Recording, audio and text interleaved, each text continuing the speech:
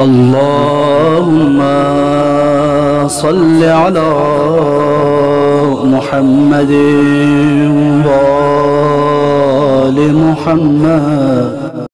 بسم الله الرحمن الرحيم. اللهم حبب إلي فيه الإحسان وكره إلي فيه الفسوق والعصيان وحرم علي فيه السخط والنيران بعونك يا غياث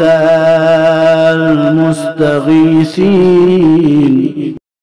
اللهم صل على محمد وآل محمد.